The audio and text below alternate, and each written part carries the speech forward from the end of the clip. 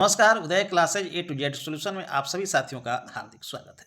विशिष्ट शिक्षकों के वेतन भुगतान के संबंध में एक नया अपडेट आया है। ब्रेकिंग न्यूज है जो आप सभी साथियों के समक्ष मैं प्रस्तुत करने जा रहा हूं।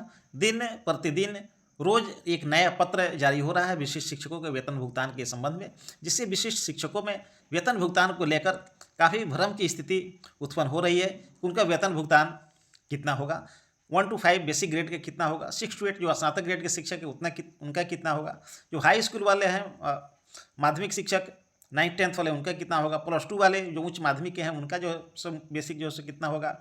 इन सारी बिंदुओं पर इस वीडियो में हम लोग चर्चा करेंगे। आज एक नया पत्र जारी हुआ है इस दिशा में, जिससे काफ़ी कुछ इसमें स्पष्ट हो जाएगा आप सभी साथियों को।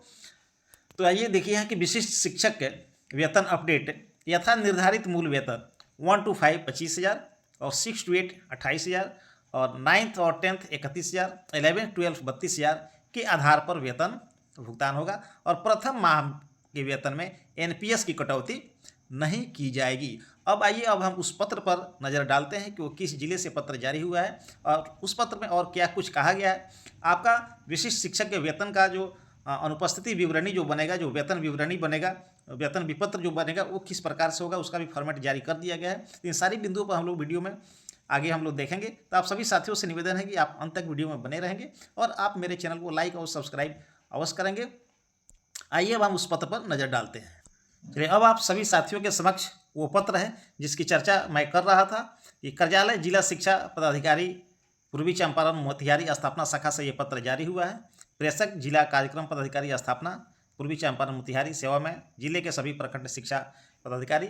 जिला कार्यक्रम पदाधिकारी स्थापना पूर्वी चंपारण के जो स्थापना पदाधिकारी है वो श्रीमान साहेब आलम सर हैं। और क्या कुछ उन्होंने इसमें इस पत्र में जो लिखा है, क्या कुछ आदेश दिया है प्रखंड शिक्षा पदाधिकारियों को, इसमें देखते हैं कि विषय विशिष्ट शिक्षकों के प्राण जनरेशन और वेतन आदि के संबंध में प्रसंग निदेशक प्राथमिक शिक्षा का पत्रांक 281 दिनांक 23/1/2025 एवं पत्रांक 501 दिनांक 19/2/2025 वहाँ से उपरोक्त विषयक प्रासंगिक पत्र के आलोक में अंकित करना है कि विशिष्ट शिक्षकों के वेतन आदि भुगतान हेतु प्राण जनरेशन की कार्रवाई की जा रही है, परंतु वेतन निर्धारण के संबंध में अभी कार्रवाई प्रक्रियाधीन है और वित्तीय वर्ष समाप्ति में काफ़ी कम समय शेष रह जाने के कारण निदेशक प्राथमिक शिक्षा बिहार पटना के द्वारा तत्काल विशिष्ट शिक्षकों को बिहार विद्यालय विशिष्ट शिक्षक नियमावली 2023 में यथा निर्धारित मूल वेतन के आधार पर वेतन भुगतान प्रारंभ करने और वेतन निर्धारण की अनुवर्ती कार्रवाई करते हुए बकाया राशि भुगतान कालांतर में करने का निर्देश दिया गया है।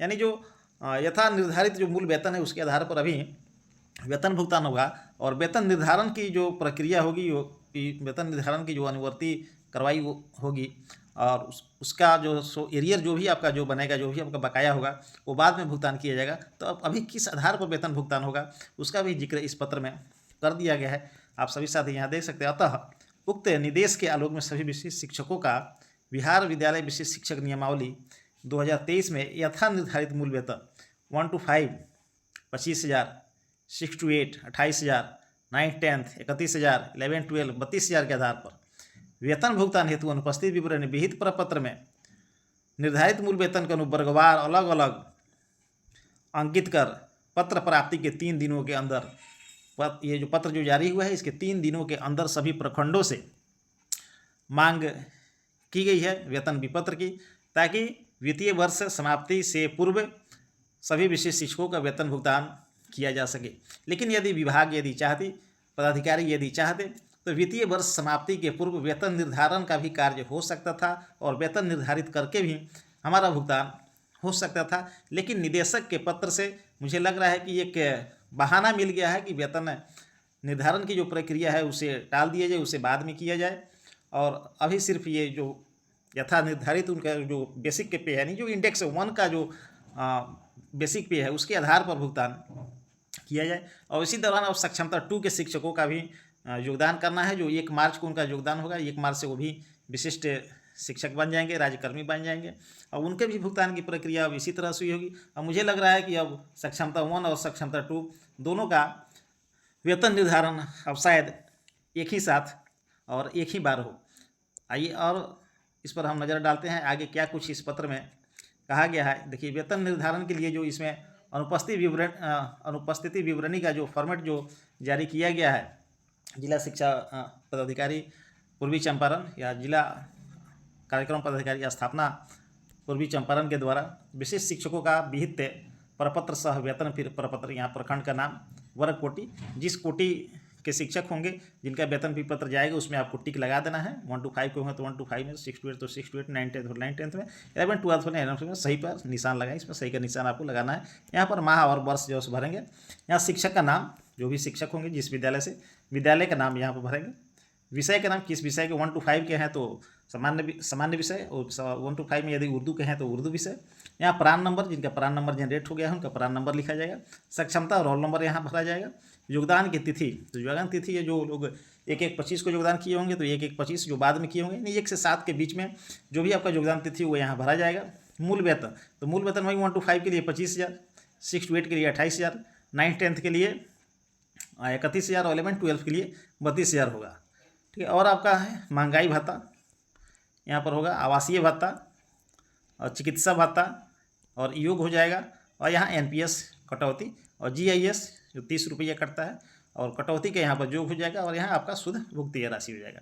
अब देखिए, अब यहाँ आप इस नोट पर आप लोग यहाँ ध्यान दीजिएगा कि नोट है, प्रथम माह के वेतन भुगतान में NPS की कटौती नहीं की जाए। यानी जो जनवरी माह का जो भुगतान होगा उसमें आपको NPS की कटौती नहीं की जाएगी। फरवरी माह से ही आपका NPS की कटौती किया जाएगा सभी शिक्षकों का। तो यहाँ 1 महीने का NPS का भी लॉस हो रहा है सभी शिक्षकों को। इसी तरह से अभी प्रखंड स्तर से मांगा गया है डिटेल। आप यहाँ देख सकते हैं कि प्रपत्र 2 में ये कार्यालय प्रखंड शिक्षा पदाधिकारी से ऋणात्मक सूची मांगा गया है प्रखंड से। तो ये प्रखंड कार्यालय से जो उसे भर करके जाएगा। वो 1 to 5 और 6 to 8 के लिए था, और 9 10 और 11 12 के लिए फिर यहाँ से जो ऋणात्मक सूची जो प्रपत्र 4 है ये भी प्रखंड कार्यालय से भर कर के जाएगा।